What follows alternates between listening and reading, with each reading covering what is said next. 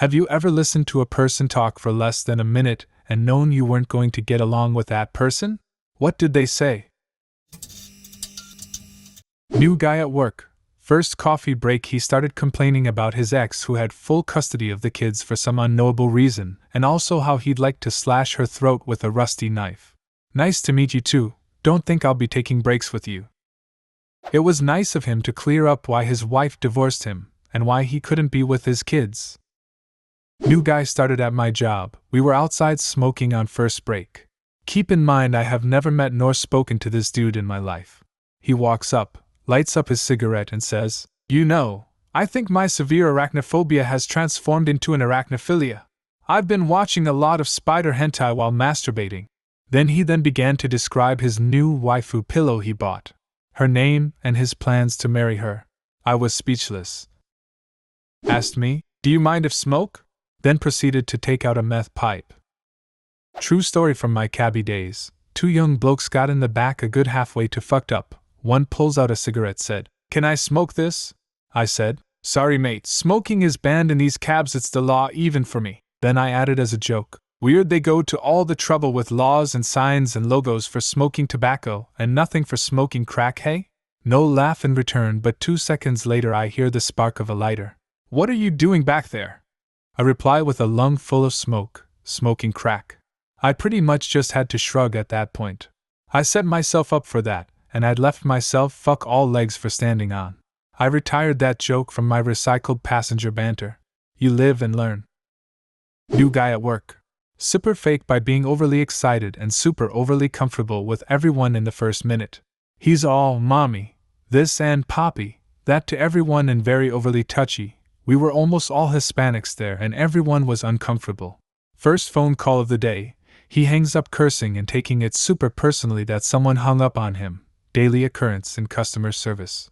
After about 6 months, I put in my 2 weeks' notice solely because I couldn't work next to or with him anymore. He would also get overly gossipy and personal. My boss rejected my notice and transferred him. He couldn't stand the guy there. No one could. People who try to force best friend vibes with everyone have 100% turned out to be creeps or psychos in my life. Like, fucking chill. We don't know each other and that's fine. We don't need inside jokes on the first day. I'm not, literally your spirit animal, always comes off so transactional. Like, if I say the friendship things, I can get what I want from anyone. No. Let it happen naturally. If we vibe, we vibe. If we don't, cool. I was listening to the Nexum podcast and the clip of the founder saying he has 225 IQ. If I walked into a room and heard someone say that, I'd walk right back out. I used to brag about my IQ score. It was off of a free internet test. I was 14. I learned better. There are different levels to being a psychic. I'm on the purple level so I can talk to the dead, said a new employee at my previous job. Nope. The quiet boy at school sat next to me and told me how hard he felt when he took a shit and how many times he ejaculated that way. I never sat next to him again.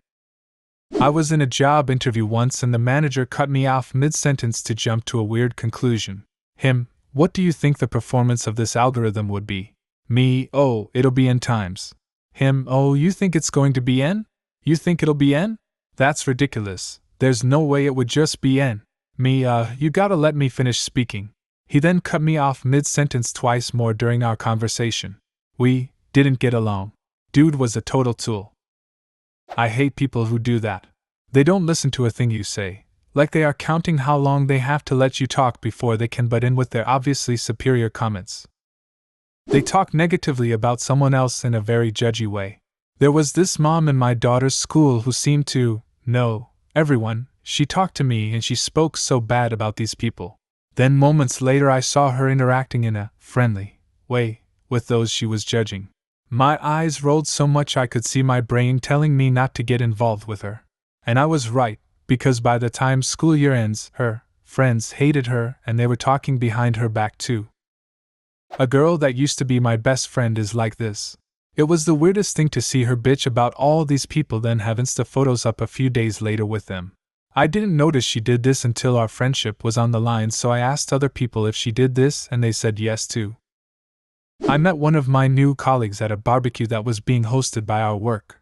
I, a man, drove with another coworker, a woman and a friend of mine, so we arrived together. When I was alone for a moment, this guy, whom I've never spoken to before, comes up next to me and says, "Yo dude, you hittin' that?" Gestures to my friend. I said, "No, and she also has a boyfriend." He very exaggeratedly says, "Damn." Yada yada. He got fired 2 years later for sexually harassing an intern. Literally last night, was at a local pool comp and went to introduce myself to my second round opponent. We shake hands and his first words to me are, "Weak fucking handshake bro," followed by, "I hope you like banter mate," then proceeded to talk shit about every aspect of my game. The worst part was he was actually good at pool, so it just seems like he was generally a cunt. Some of his other opponents got it a lot worse than I did as well.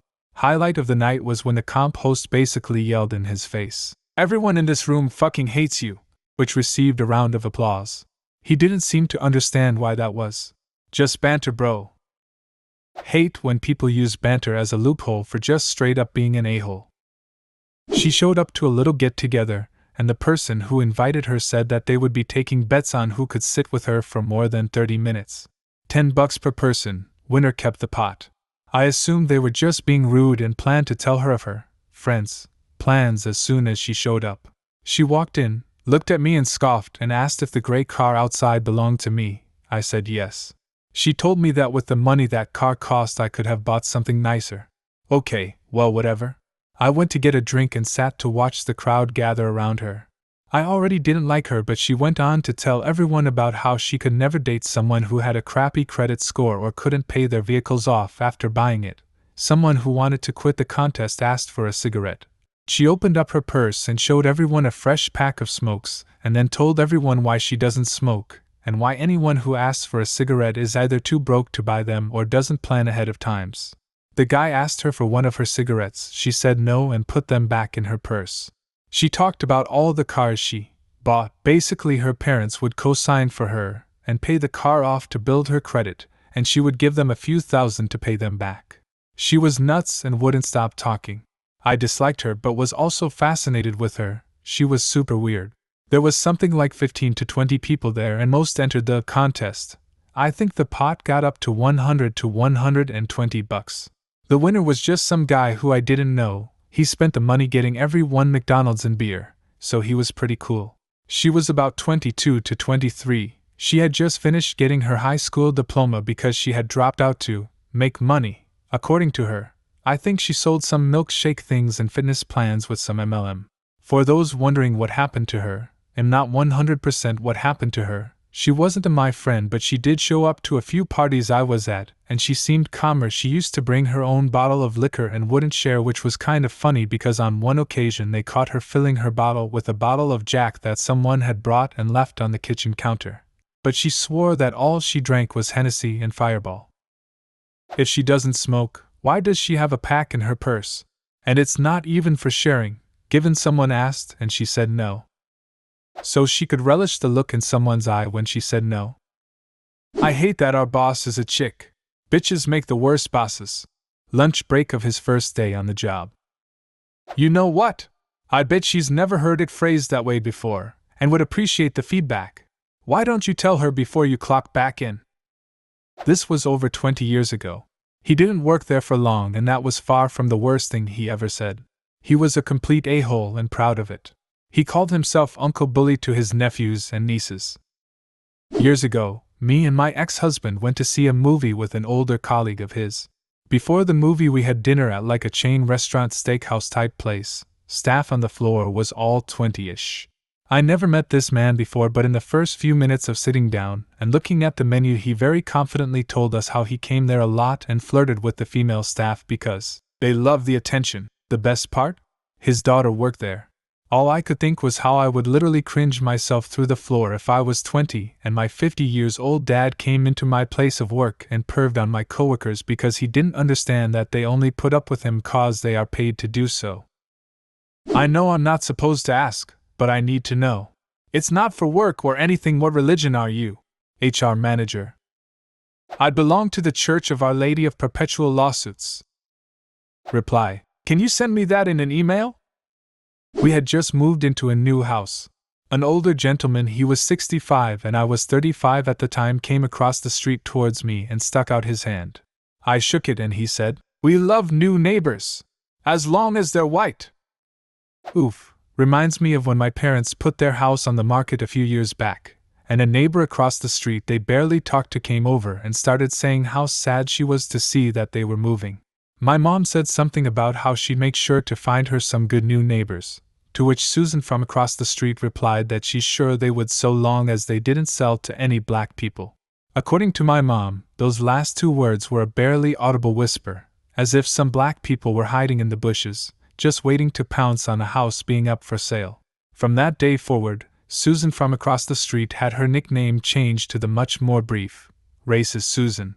My mom also said that, had any black families put an offer on the house that was a little below what they were hoping for, she would have been quite tempted to take the offer just to spite Racist Susan. Do you have a similar story?